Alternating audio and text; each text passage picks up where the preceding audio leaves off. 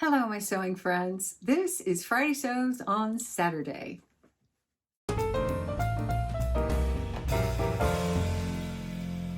I'm Jen, and this is my sewing room where I have not been very much lately. I had company for Thanksgiving, which kind of started for us on Wednesday night and went through today. I had 4 of my 6 kids here, and oh my goodness, it was fabulous. The food was a huge win when it came to pie. Man, my pies, I hit it out of the park on the pies this year. And I think the reason with the pumpkin pie, I made pumpkin and pecan. And with the pumpkin pie, I think it was because I used a deeper pie dish. And when I'm at my mom and dad's and I make it there, then her pie plates are more shallow. And I think maybe that was the key. But man, this pumpkin pie was perfect and it tasted amazing. So Chef John from Food Wishes, I use his recipe. And the noodles, could have used a little work. Every year we always have turkey and noodles and mashed potatoes. And I know that doesn't make any sense to some of you, but we eat the noodles on top of the mashed potatoes. And that's just the way I've always done it. So I made the noodles. My mom usually makes the noodles, but we weren't with her. So I made the noodles and I didn't roll them out thin enough. And I'm bad at that. I need to get better about that. But I think as the years go on, I'm going to get better. So anyway, food was fantastic. And the other thing was that every year I put up my Christmas tree, as many people do. You decorate for Christmas a couple of days after Thanksgiving because that's the start of the season. And so we have always had a live tree, but in recent years we got an artificial tree, which, oh my gosh, is so much easier. It's pre-lit. Oh, game changer. Well, I put it up and I always have to put all the ornaments on. And our tradition has always been, mom gets the big box out and opens it up and then starts handing out the ornaments to put on the tree. Well, when you have to put them on the tree all by yourself, you kind of lose all sense of, the tradition and all the memories that are attached to the ornaments. You still have those, but you don't have anybody to share them with. So they brought in the Christmas tree and the kids set it up. Well, I think I helped set it up. And then we got out the box of ornaments and decorated the tree. It was wonderful. So all around, fantastic time with family. I'm so fortunate that I have them close and that we can all enjoy each other on a holiday like that. Well, so that's why I didn't get any sewing done, because I was with people, which I never am. So, yeah. So I have a few things to tell you about. I did a little bit of shopping, but not really very much. Black Friday, of course, for the whole world, I think, is the big shopping day. It's the day after American Thanksgiving and everything goes on sale and it's the biggest shopping day of the year and all the retailers make tons of money. I didn't really do any shopping. Now, in years past, I have been the mom that got up and stood in line at 5 o'clock in the morning and, no more. Those days are long gone. But Joann Fabrics here in the U.S. is having all kinds of sales, and independent pattern companies online are having sales. Online fabric stores are having sales. And so the topic for this week's Friday Sews was, what are you going to buy that's sewing related on Black Friday? Well, nothing. What I'm going to do is go and make a wish list on Etsy for my kids so that they can buy me one of those fantastic, wonderfully crafted, beautiful wooden seam rippers. Because of course I need another seam ripper, don't I? Well, I did do a little bit of shopping early on in the week, and then McKenna and I ran out, and we weren't Black Friday shopping. We were really more running errands, but I'll show you what I got then. But let me start out with what I got earlier in the week, and that was at Hobby Lobby. Well, I've decided that I want my Christmas dress to be Vogue 1901 from 1996. This is a beautiful dress. You can do it in different lengths. You can do it double-breasted or button up the front, single-breasted. You can do the lapel collar or the shawl collar. Differences in sleeves, long sleeves or short sleeves, flared skirt or a straight skirt. Well, I'm going to do this one. So flared skirt, button up the front, shawl collar, and I want to do it in red with a white collar. And I realize that's probably going to make me look like Mrs. Claus, but I'm okay with that. The fabrics that calls for are gabardine, lightweight tweed, and linen. Okay, I'm fine with all of those, except gabardine and tweed, which means no, I'm not. I'm only fine with the linen. And I was struggling really with what fabric to use for this dress. I want something with a little bit of weight to it, so heavier than something like a quilting cotton, or any kind of a, drapey fabric. I don't want that at all. But I'm just, I don't know. I'm stumped. I think what I would love is a rayon poplin. But I went to Hobby Lobby and I saw this poplin. And now this is, it's definitely different. I think it's that the weave is different than a quilting cotton, but it's about that weight. So it's too light. And I thought, well, I will take it home and play with it. So I got a half a yard of it, and there's lint all over it from the sewing room table. And I love the color and I love the feel of it, but I don't know, I'm iffy on whether or not this is heavy enough because it is a lined dress. So just not sure. I don't know. I'm debating on the poplin. I would like a heavier poplin, like a rayon poplin would be fantastic. Or a polished cotton, something more like, I don't know, a sateen would be beautiful, I think, and have a little bit of weight to it. So I'm walking through Hobby Lobby and then I come across the velvet and I thought, ooh, yes. Well, this would be perfect. Velvet, apparently, after I went down the velvet rabbit hole, I found that velvet comes in all kinds of different types, which I already knew, but also just your standard velvet comes in various textiles, like it's made from different stuff. Most commonly, at least in my experience, having worked at a fabric store and seen it and shopped for it when I was making formal wear, most of it is acetate. I didn't know if this was. I got half a yard of this. And I thought, well, it's probably acetate, but is it acetate? So I read that if you take nail polish remover, you can cut a little piece of this, and if it dissolves, then it's acetate. Ding, ding, ding. Yes, this was acetate. Well, I want to be able to wash and dry this dress. I can wash it in cold water and hang it up, or I can run it through the washer and the dryer. But the thing is, I don't want to have to dry clean this dress. Now, I'm only going to wear it probably at Christmas time, so I don't have to worry over much about that. But I just want to be able to get it clean at home in the traditional way, wash it and dry it and be done with it. So I thought, well, acetate fabric is made from cellulose fibers. It's treated in such a way that it's not good.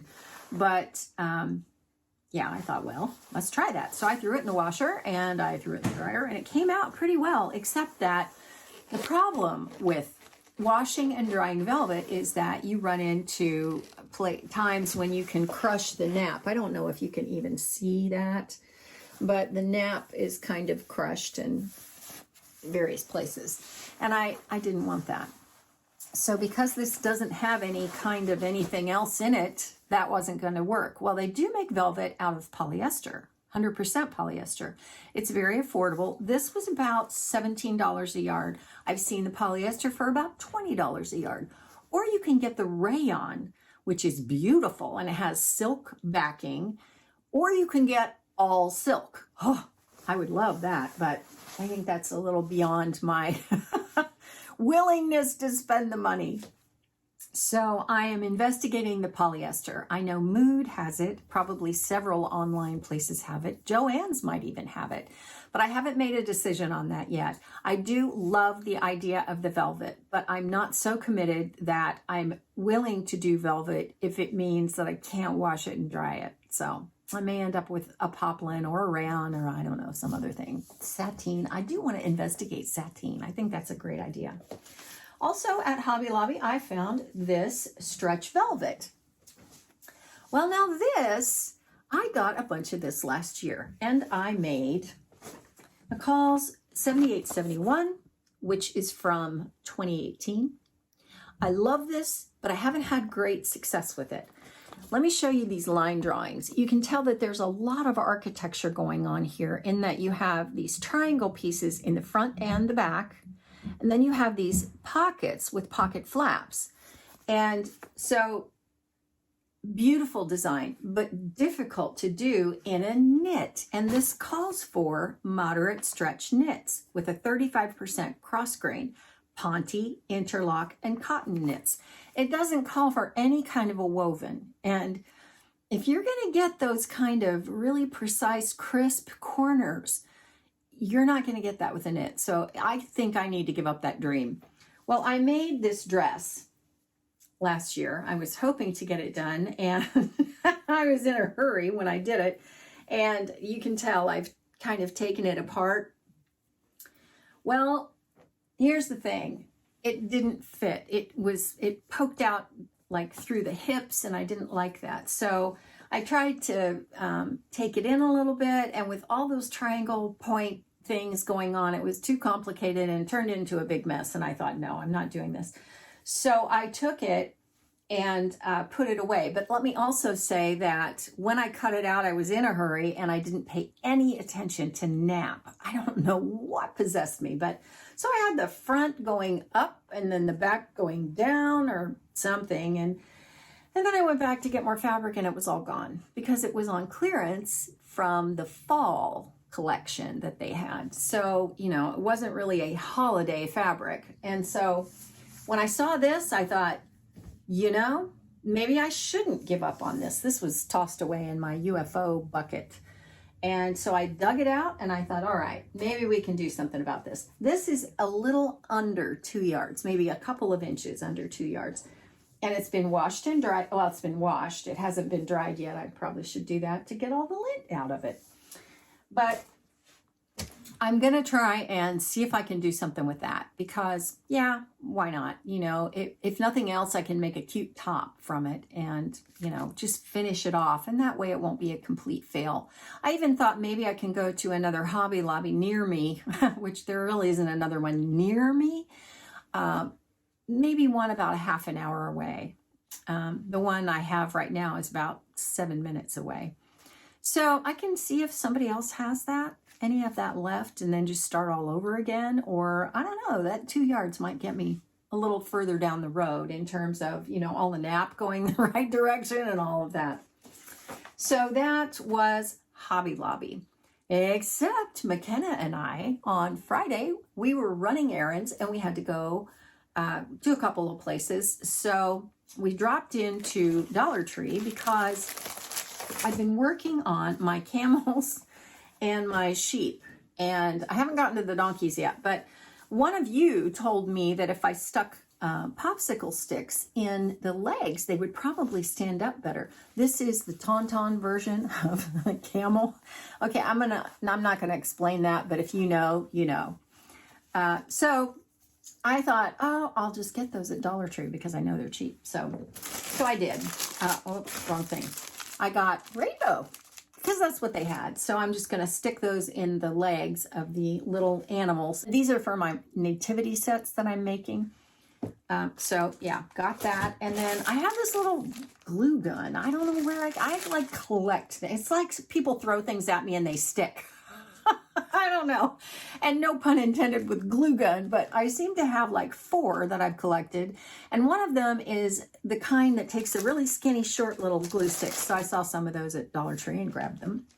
We had to go to Walmart for something and I can't remember what, but I grabbed some Frixion pens.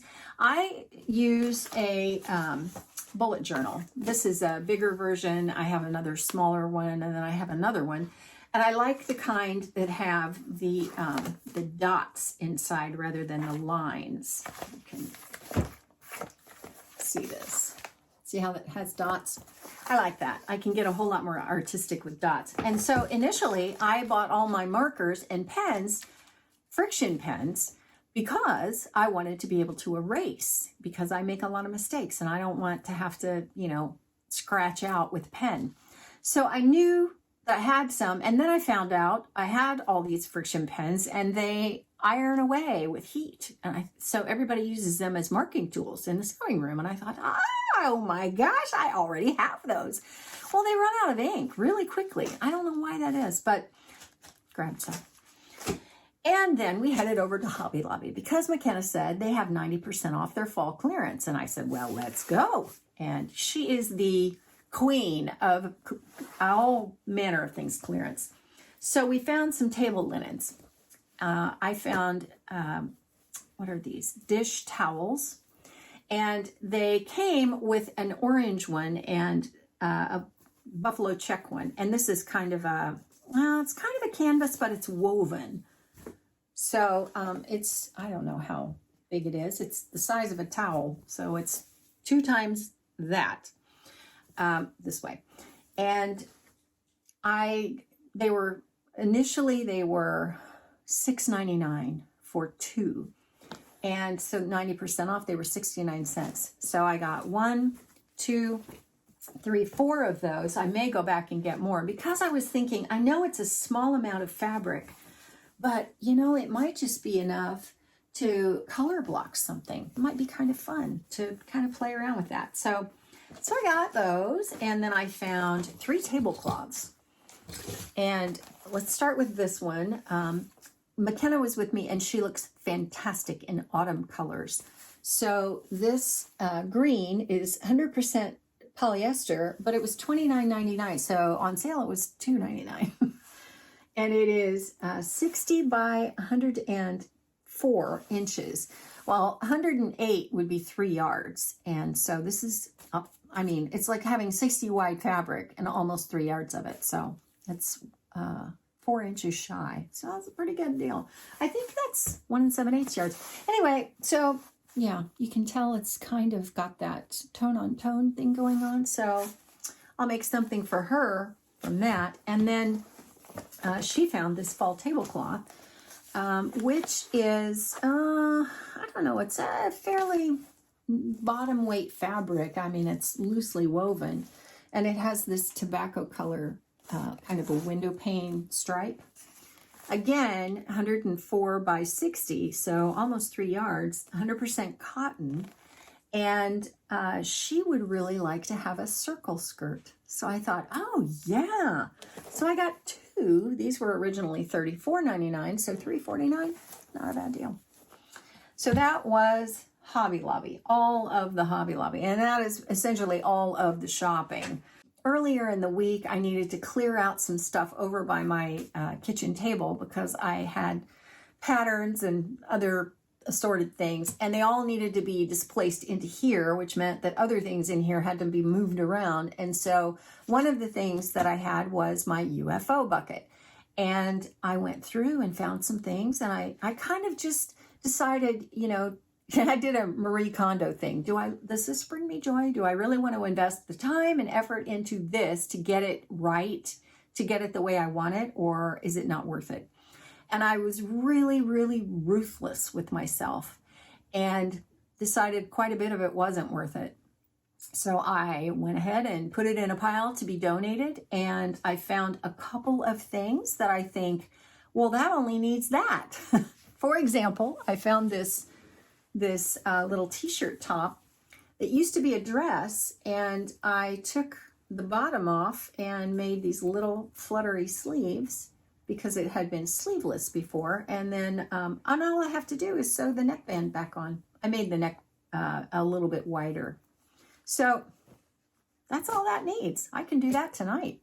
So anyway, found a bunch of things, but that had to happen this week because obviously company was coming. So yeah, it's nice to have some things cleared away. And one of the wonderful things about this table that I made with the bookcases that all come together, there's space in under there that's just wasted space. So I utilized that with some things that had to be moved around. So, okay, I think that's about going to do it for Friday Sews. Don't forget to do a search for Friday Sews in the YouTube search box, because you can always find new people. It's a wonderful list of all the people that participate in Friday Sews. And I've been catching up this evening with all of these people.